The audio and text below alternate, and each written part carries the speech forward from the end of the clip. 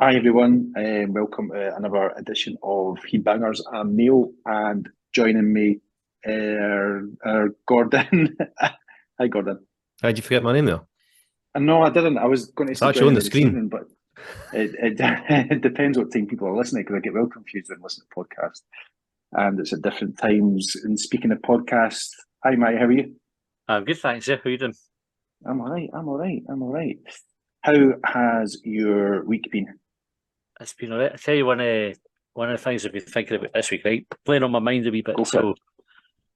last week I was on like this sounds like a name dropping here, right? But I was on a podcast with Sam Delaney called The Reset, right? That's his podcast about mental health, where he shamelessly and openly says that he has ripped off the Headbangers format, right, guys? Chatting Mhm. about things. And he was talking about boredom was the topic, right?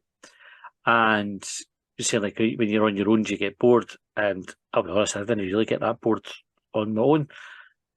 But one of the things I remembered about being bored was when I'm with other people, like that feeling of like sometimes you're bored when you're with people when you would rather be sort of somewhere else, right? Like kind of all been in work environments or like parties where you didn't ken the people and that kind of Mhm. thing. But um it sort of led me to think about times where I felt like that, but then it made me remember times where I had been with people who I'm close with, like good friends and stuff, but then felt like on the outside of the group.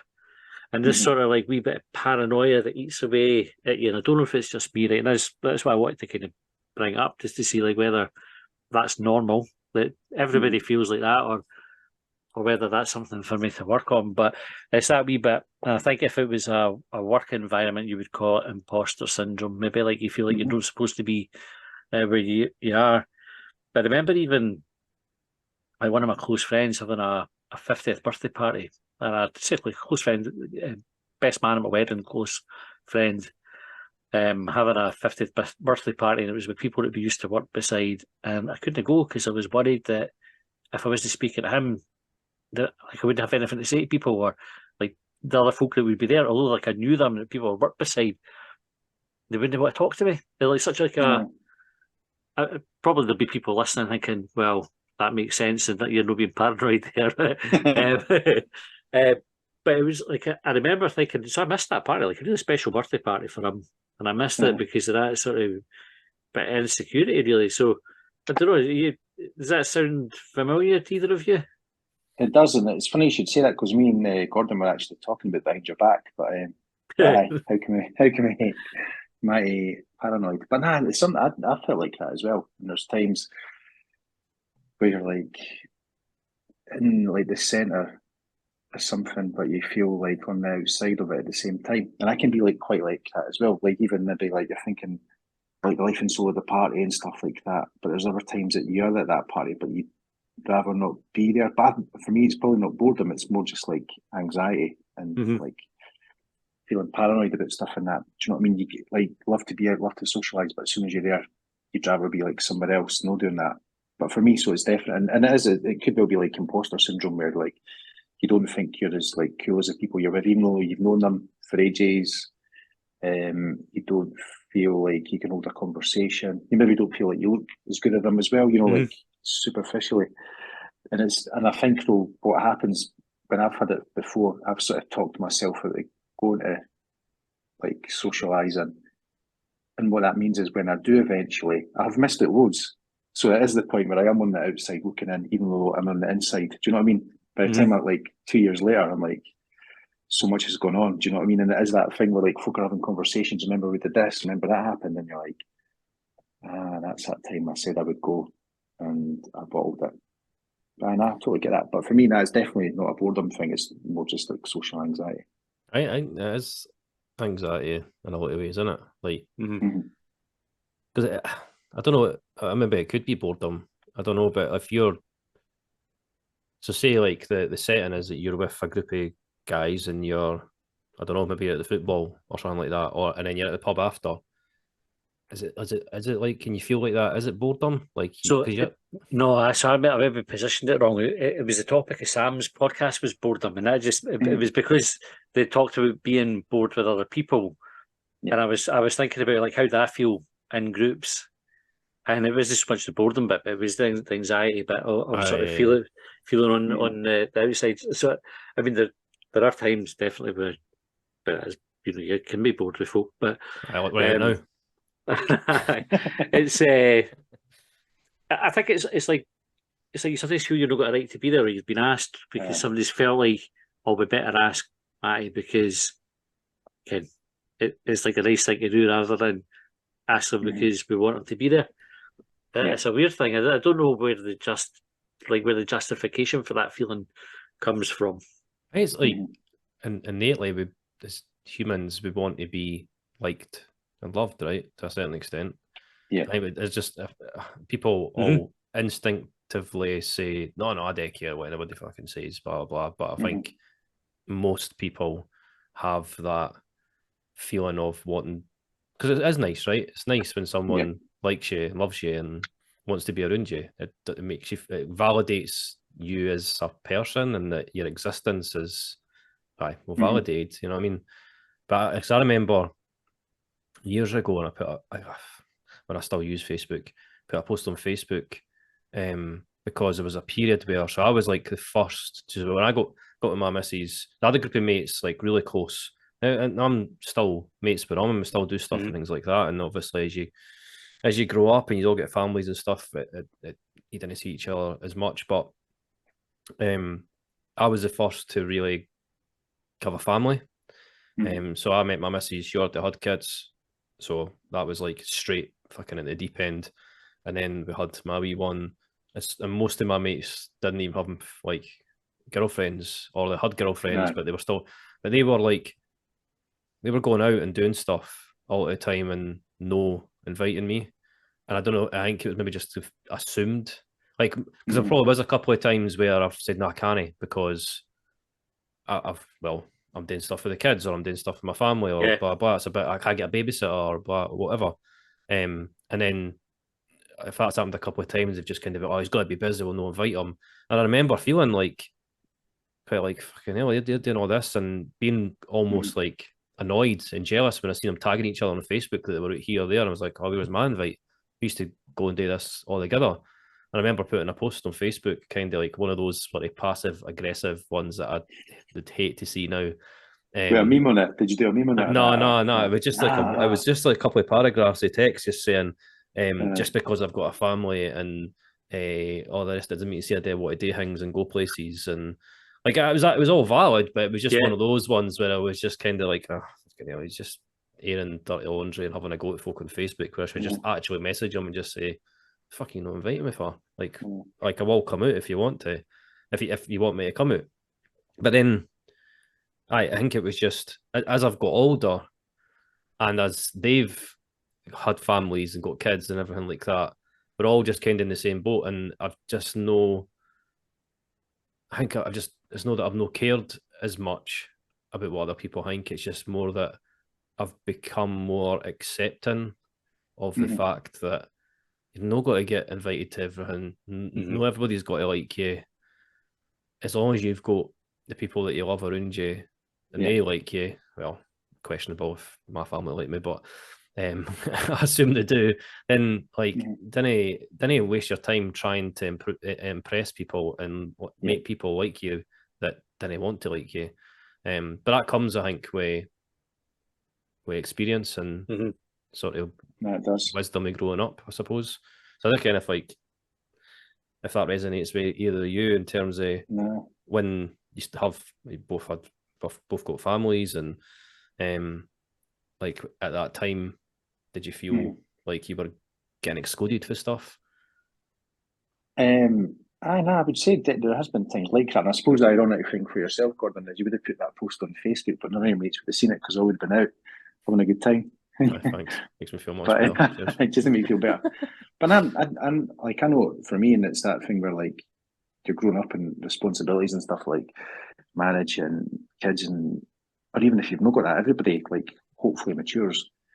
So we can't always be like the people who were when you're younger, but it doesn't stop you like going out and stuff like that, or being included, or can you do stuff for like where you're like everybody's partners and that. I don't know, like when my circumstances change, and I've seen like one of my pals recently than they have before, and they're all like, you know what I mean?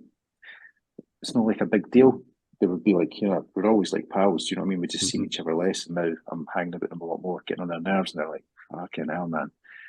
When's how can I go back to his missus? But I've totally felt like that, and I suppose it's just how you keep in contact with folks. So it doesn't always have to be meeting up. It can be like messaging or stuff like that, phone calls. It doesn't have to be like big sessions. But I think we've all like definitely felt that. And then you get that point where you do feel when you go, you just feel a bit anxious, like starting all over again type thing, because you missed out on loads as well.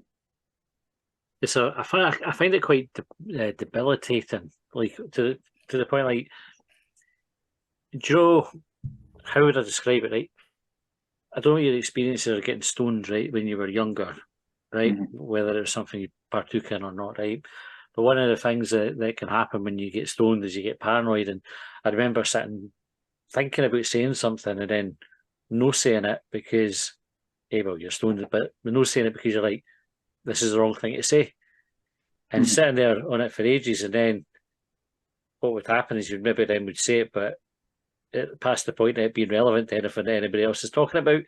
But that initial feeling of just like, I think if I say something, it's going to be the wrong thing, or folk are going to look at me like I've got two heads, or and I find it difficult, like in situations, sometimes in situations with folk that I'm good friends with, but also like when you're meeting people for like the first time, but I find it really difficult to just start up that conversation and just kind of, you know, some people are dead gregarious and they can just jump into it, and they're like, they find it easy to they'll ask questions about the other person, and that's their way in, and they'll just kind of keep doing that, and that sort of hides. They didn't have to talk about anything. They just be like, how are you? What do you do for a living? Oh, that must be great. How did you get into that? And before you know it, you've watched them and they've had like a 40-minute conversation with somebody they've just met, and you're going, fucking hell, that's amazing. And I'll be like, I could do it because I just watched, I could copy it. But I just think if I was to do that, they would ask me something about me, and I'd be like, what do I want to tell them? Because they're going to think I'm a fanny. It's such a weird thing, because I don't know where it stems from, really. I was at a house party recently with someone that I worked beside, and she had all her friends round and never met them before, and I think everybody thought there was something off with me, because see at work, right, like I'm who I am. Like I didn't really change when I'm at work. I just kind of speak the same, I act the same. I like to make a joke, and I like to be like outspoken, and just I'm quite outwardly that way. But when it came to that, when we got there, and all our friends and that turned up, I don't know what, like I just like proper like shat myself. Like there was a guy that I work with, he just went up and just started talking to him, how he's doing, things like that, and I was just standing at the other side of the room, like just talking to the folk that I ken through work. And then a couple of times I thought, I'll go there and just like introduce myself and I say how he's doing, blah blah, because I knew like their names and stuff because the last I worked with had said. And I was like, so I can go and like they probably know who I am because she's probably spoke about me, and well, not in that way, but just like because we were having this house party and she's probably explained things. But then I was like, nah. And then I just like talked to someone else again that I knew. And it just kind of like got to the point where I was like, well, I've left it too late now. I can't go and speak to them. Aye. It's too awkward now, isn't it? And then just the and the anxiety just like proper skyrocketed. And I was like, this is just weird. Like, and it was because that's like the first like house party or anything like that I've been to for fucking years. And usually I'm just in a setting where I know most of the people. And unless it's like it's different, actually it's quite weird because nature of my job, I have to meet people all the time. So I went down to London on Thursday there for a conference, and I set up a meeting with this company to talk about something. I went in and shook their hands, like confident as fucking, just sat down and just said, right, here's the story. I want you guys to provide me and my company with this, and this. What can you give us? Like, no bother whatsoever. But I reckon if I'm like, I was in a different setting, like a social setting with those two guys I met at that meeting, I'd be shitting myself to go and speak to them. Because maybe it's because like what you were saying, Matt, like I don't want to tell them about me or anything like that. Whereas when I met them for a work capacity, I had the conversation already because I was talking about work. It was like, this is what I need to talk about.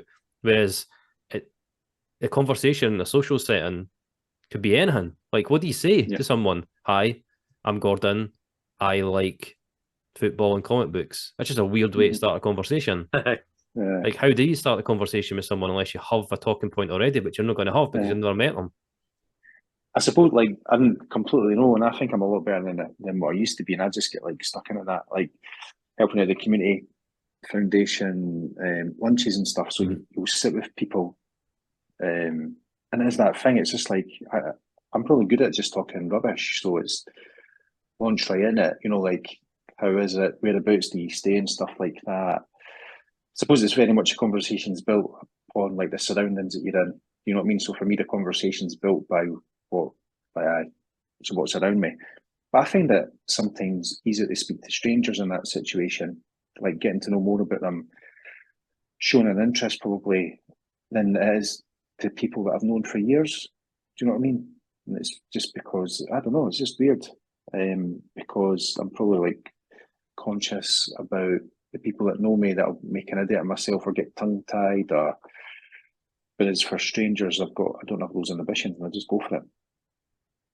There is definitely something with the work, but professionally I can do it. And I think it's a good point you make, Gordon. You always have that crutch, don't you, where you have like a reason for being there and a rationale and a status that's sort of implied because you're in that room with people for that specific reason. You know, you maybe carry a job title or you have that experience behind you to kind of give you credibility. But when it's just you on your own and that sort of stripped bare, it's harder. I remember when I was with Egon, we had a Christmas night out in George Street or somewhere like that, and there was a carload of us had gone through, and as we're going in, it was like I was like the only guy. It was all women. They all went to the bathroom, kind of, get ready before they went into the main bit. So I was like, I'll just go through, and I was sort of expecting some of the folk from my team to be there. And when I got in, there was nobody, and I was like, oh shit. I hate that. So I'm sort of standing in this busy room, everybody's kind of mingling. I'm alone, and people are like mid-conversation as well, so it's not like you can just kind of go up to two people that you don't know and just, do you mind if I interrupt your conversation and start talking to you? Because it's fucking awkward for them as well. And I was standing and I was like, oh, please, somebody come from my team, somebody that I know that I can speak to, be comfortable with, and then it's just take that awkwardness away. And somebody came over. It's like somebody must have just clocked him into this poor cat's on his own, and came over. And you know when somebody starts a conversation with you, but it is like a proper pity conversation, and I was like, I couldn't have felt any. And God bless them. I mean, they were trying to do a nice thing, but I couldn't have felt worse at that moment. And like genuinely, that anxiety and that insecurity was probably at its peak there. And I was like, I wanted to go. I would quite happily just turn around and went, sack this for the night, and I'd rather be somewhere else. Obviously, once folk that I knew got there, I was all right, because as people, when you're comfortable with them, you can cope with that scenario. But that was awful, like awful. Like I cringe thinking about it. You should have done that thing they do in the movies, like when they were mid conversation, you just like look and then just like head laugh. And then just like this guy. Well, that's always proper awkward in movies. But I couldn't even think of anything worse. Like Neil, I've seen you've talked about like going to gigs and that yourself, and like you do seem to have that ability just to be yourself and no bother about speaking to other people and all that kind of stuff. I've got one of my mates. He's like that. He would literally start a conversation in an empty room, like no bother whatsoever. Like he can just talk to anybody, anywhere, anytime. Whereas I if I had to go to like that conference I went doing by myself, I fucking would have hated every minute of it. But because I was there with two other folk that I worked with, it was great. I've been in the situation like what Matty's been in. It's horrible for me. I would be like drinking, like, so I can't remember specifics, but it feels like there's been a time maybe there's been like a free bar and I've gone, you're waiting on folk, you're there too early, and just kick your arse at the free bar, like, and you're like, but you're sort of like, I've not hit the rhythm with a drink for it, and I'm like maybe like drinking too much to know enough, and then I'm nursing it and stuff, and it's just like horrible, and it's like, oh nah. But nah, totally, I hate that feeling of like when you're in it somewhere, and it's just like, nah. If there's like a pub, like I can speak to strangers really easily, but there is situations, social situations that I can feel quite anxious in that. But even recently as well, like I remember going out with my mates and that, and just feeling really anxious, and had to like go away for a bit, and then folk were worried about me, and I was like, I'm all right. I just need to like, sometimes you just feel it. Do you know what I mean? It's just that weirdest thing. And I remember watching I don't know, I've got deja vu, Sherlock Holmes with Benedict Cumberbatch, and it's the one where what's his name? Holmes, aye. Watson gets married. Don't know if you've seen it, where Martin Freeman's character gets married. There's a murder and stuff, as it always is. And Sherlock Holmes manages, these spoiler alert, to solve everything. And he does it during like the speech, the best man. And what was amazing about it is it's obviously clever and well acted and stuff like that. But at the end of it, and again, apologies for spoiling a show which is about 12 years old, I think. By the end of it, so he's like the hero of the day. He's like solved everything and saved the day, saved the wedding and that. And everybody's having a good time. And you see him just sort of like walking through everybody. And he's like all by himself. And I was like, I can really resonate with that. But like, you're in the centre of it, but you don't want to be the centre of attention. Do you know what I mean? And you're like invisible, despite the fact that like you've maybe like had some sort of value or input into like the event or the night or the occasion it is, but you're like, nah, I hate that feeling. But I know completely. Yeah, I've been there. Like, it's a horrible feeling. What work could you do then? See, as a group of friends, right? So if you say like, we all shared an experience here, right, and presumably we're not just doing it for the sake of the podcast and saying we've all felt the same, right? But you know, take it as read that that's genuine, right? There's a very good chance that in our circle of friends, there's other guys there that feel the same when they're with us. So what more can you do as guys to lessen that feeling on your friends? Like how do you show to your mates that your affection for them is genuine, that they're welcome, that they're valid, and you know that they're deserving of their place in the friendship group? I would I know, I suppose a different answer, or like taking it a different way. If I was like feeling it before, I would like give the heads up and saying, listen, I'm feeling a bit anxious and that. So just as a heads up. But even I suppose it's like being able to notice that and like being in the moment as much as possible. So if somebody is like quiet or whatever, try to bring them into conversation as well is a good thing, because it's like I'd be thinking if I was in that situation, I'd quite like to be brought into conversation, even if I'm like sort of scared to do it myself. And I think it's also like just like sort of validation, you know, like, oh, it was good to see you last night. Do you know what I mean? We need to do that again. Just sort of trying to keep in contact with folk that way. And it was good to see you, and it was funny, and that was so like good to hear that. And it becomes like a habit, though, you know, like just that almost randomness of like messaging folk, getting in contact, keeping in contact when they least expect it, or that, like, oh, how you doing and stuff like that. You maybe been quiet on the group chat, just when they make sure you're okay. But yeah, I think it's just sort of like becomes a routine, I think, for me in a way. I don't know. Sorry, I was just going to try and answer your question by not answering your question, because I don't know the answer. I've never really thought about it. Like, I can't say I've ever felt like that loneliness, or I've never recognised it as loneliness in that situation till I've thought about it. And even thinking back now, I'm like, nah, I didn't get it, but I totally understand and appreciate folk do. So I didn't really have an answer, but I think what Neil just said is probably spot on. Just kind of trying to recognise and making sure that, I suppose, there's a happy medium to that, right? You didn't want to patronise. That's, I think, the balance in that, didn't it? You didn't want to patronise your mate and just go like, "Oh, you like." Cause I've had situations where I've been feeling pretty shitty when I've been with my mates, and I've not been like kind of myself, and they're like, "Oh, you're fucking fun sponge," or you know what I mean, like, you're what's wrong with you and all the rest of it. You're just like, fuck off and leave me alone. Like, kind of, so it's like there's different ways of going about it. You didn't want to like antagonise anymore if someone's and sometimes people just didn't want to talk to you about things, so didn't force it. So it is difficult. Like I can't really. Yeah, I've talked a lot there without actually answering it, but I can't. I think, Neil, what you said about the text, that is a really good suggestion. I like the follow-up text, when there's no reason to do it. And just like, okay, it was good to see you last night. That wee bit of sort of validation, isn't it? To sort of say, I enjoyed my time with you. And getting that out of the blue. So I think that, like, part of that insecurity is it makes it, I find myself not instigating conversations with people on text very often. Like I can go ages without speaking to friends until somebody will message me, and then the conversation will be fine. Like you kind of go in, you go, right, that's great, because I think I kind of want to hear from me, and it's nuts because when I try to make a point of doing it because I know that that's one of the flaws that I have, and if you want to be like a good friend, you need to kind of be checking in.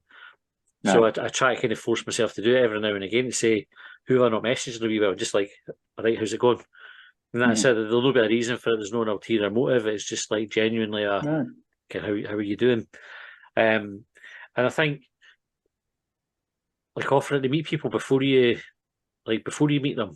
I feel like, like if you're going out with a group of mates and you find somebody in your circle of friends, is really like I say, do you want to get a drink first and then we'll go up and meet everybody. Because then it takes away, they're not going in on their own into the group, but also they get that wee bit of, somebody just want to have a drink with me first. Like it's like a wee, like a wee morale booster almost, isn't it? To sort of say, it doesn't have to be patronising, it doesn't have to be anything heavy. It's just like sometimes I think they're quiet right at the start of the night and they kind of ease themselves into it. And just kind of meet them for a pint first, and then we'll go in together and just make that transition easier. Don't know, things like that might help. Okay. I don't. There's not going to be any specific formula, is there? Nah. Horses for courses, etc.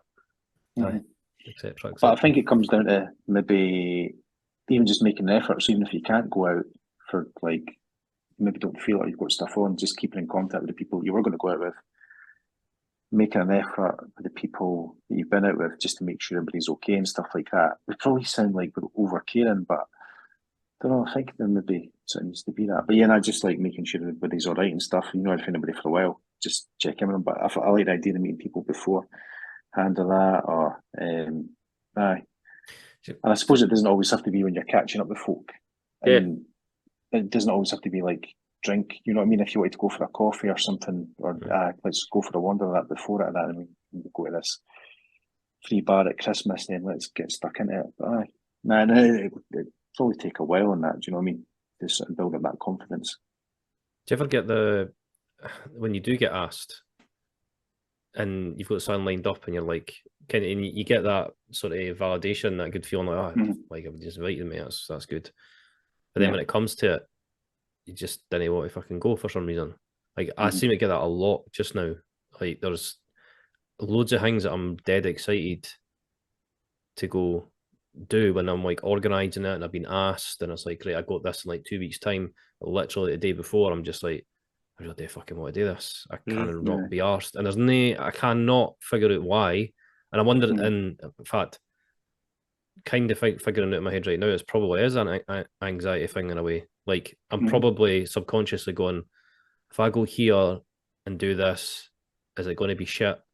Or am I going to make a tit of myself? Or am I going to have to speak to someone that I didn't fucking know and start up this mad conversation and all that kind of stuff? And then it's just kind of like that, fuck, I can't be bored doing this. Every single time I force myself and I go, I have a great time. Well, 9 times out of 10, but it's just for whatever reason, I'll always get that like the day before or the morning of or whatever, a couple of hours before, I feel like, oh, this cannot be arsed. After all the like excitement, wanting to go.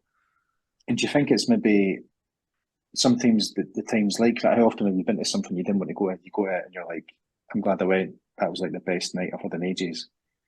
And do you think it is a case of I've completely lost my train of thought? But totally that thing where you're like, oh no, like I didn't want to go. And it is good. Do you know what I mean?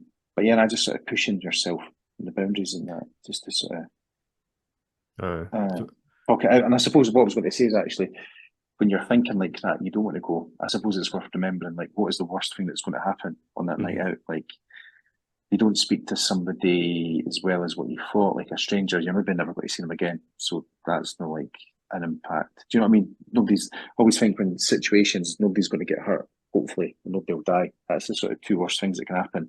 So unless it like you do something like that, then you should be all right. That'd be some fucking night if those things happened, though, in a bad way. Nah. But I suppose just before we wrap up, and it's quite funny that because we have still never organised our Heatbangers night out, which is, I think the three of us are probably avoiding it for those reasons. For those very reasons. Aye. I'm so excited about like we're going to do it, but then it comes to doing it, I'm like, oh, they wouldn't. Imagine the conversations of that night. We're all sitting three of us sitting at the table on that. But it's like what Kanye West says. He says, "We're all self-conscious. I'm just the first to admit it," and that's probably like quite. Are you allowed to quote Kanye West these days? There is he not being like? Is he not cancelled? I can't keep up. I don't know. Near can I? I know the time this comes out, he could be a president. Oh, that's true. And looking at how dark it is, by the time we do the next podcast, I might have paid the electricity bill, and I will be in late. But that was cool. Cheers for that, guys. Cool.